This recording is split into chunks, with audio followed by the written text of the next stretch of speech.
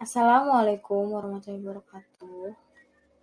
Salam sehat semuanya. Kepada tutor saya yang terhormat, rekan mahasiswa serta masyarakat yang akan menonton video saya.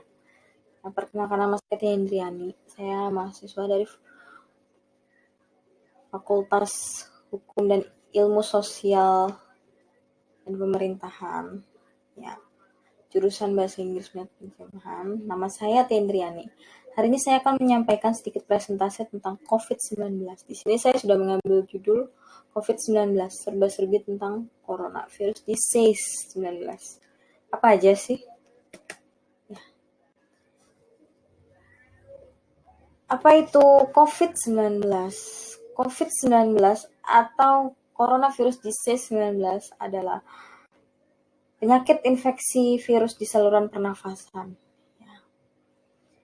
Virus ini pertama kali ditemukan di pasar Wuhan, Cina pada awal Maret 2020 dan bersifat zoonotik.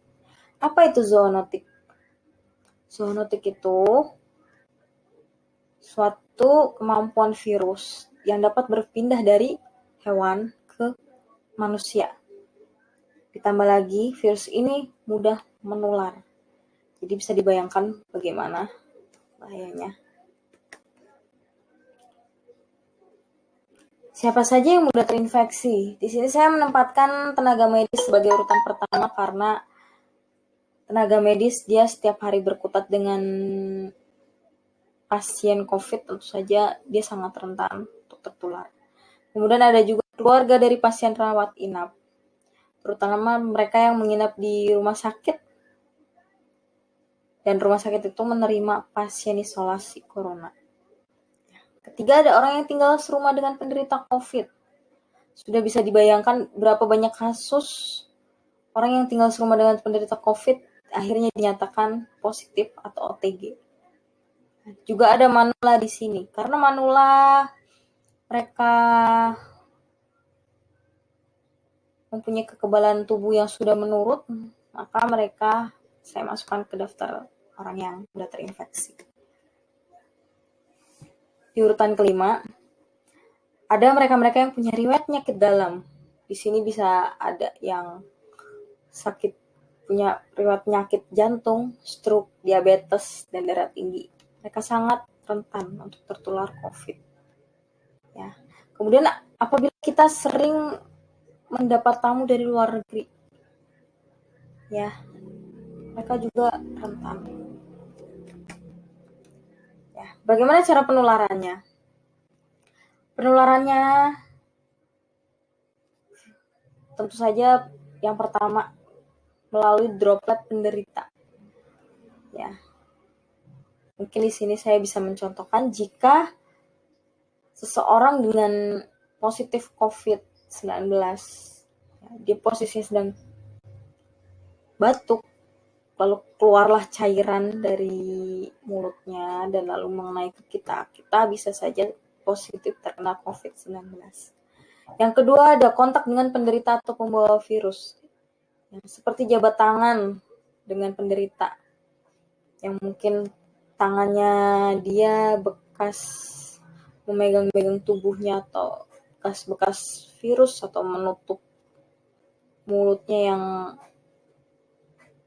di sana ada cairan yang menjadi droplet yang dapat menular ketika dia bersin dan lain-lainnya. Ketiga adalah sentuhan langsung. Sentuhan langsung ini nggak terlalu berbeda dengan sebelumnya. Ya. Apa saja gejala ketika kita terinfeksi COVID-19? Yang pertama, kita akan merasakan nyeri tenggorokan. Ya. Kemudian yang kedua, kita akan mengalami batuk kering.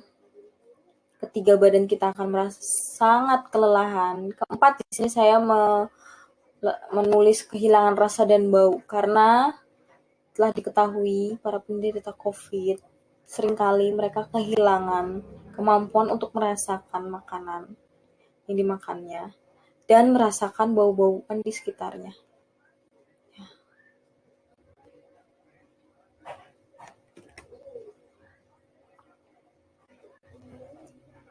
Lalu langkah pencegahan apa yang dapat kita lakukan? Pertama, kita dianjurkan memakai masker. Ya, mohon maaf di sini saya tidak memakai masker karena saya berada di ruangan tertutup dan sendiri. Kedua, kita harus membatasi mobilitas. Mobilitas adalah perpindahan tempat, ya, atau kita jangan sering-sering keluar rumah jika tidak ada keperluan yang sangat mendesak. Untuk ketiga, kita dianjurkan untuk sering mencuci tangan menggunakan sabun atau hand sanitizer jika tidak ada sabun dan tidak ada air. Yang keempat, kita sebaiknya menjauhi kerumunan. Jadi perkumpulan orang-orang dalam suatu tempat. Ya, kita harus menjauhi itu karena potensi penyebaran virusnya ini sangatlah besar. Ya. Dan untuk yang terakhir, kita dianjurkan untuk menjaga jarak. Jaga jarak di sini yang dianjurkan adalah minimal 2 meter. Supaya kita tidak terkena droplet dari orang lain.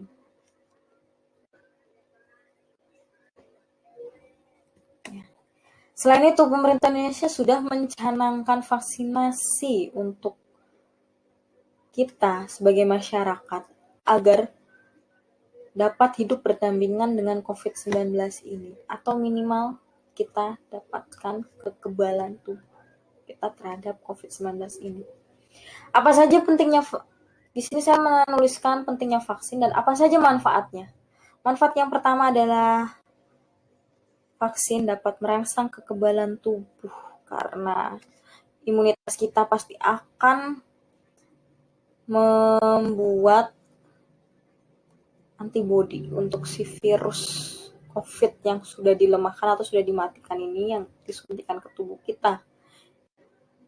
Yang kedua, mengurangi resiko penularan COVID-19.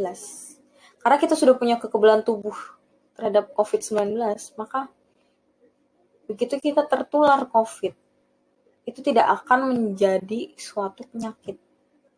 Karena antibodi itu tadi. Ya. Dan jikapun kita mendapatkan gejala atau kita positif COVID, maka vaksin ini ya dapat mengurangi gejala ketika terpapar. Ya, mungkin ketika sebelum vaksin, batuk kita lebih kencang, terus badan kita lebih letih, tapi ketika kita sudah vaksin, mungkin gejalanya lebih ringan, seperti berdem biasa atau batuk-batuk kecil, tidak sampai membuat perut kita mual. Ya, untuk yang keempat, kita sudah membantu mencapai herd immunity. Nah, herd immunity ini yang sedang digadang-gadang untuk menjadi finish goal, ya, agar pandemi ini cepat berakhir. Ya, saya rasa hanya itu. Terima kasih sebelumnya karena sudah memberikan waktu saya berbicara. Ya. Apabila ada kata-kata yang tidak sesuai atau kesalahan-kesalahan lainnya, saya mohon maaf untuk yang sebesar-besarnya. Sampai jumpa di video selanjutnya.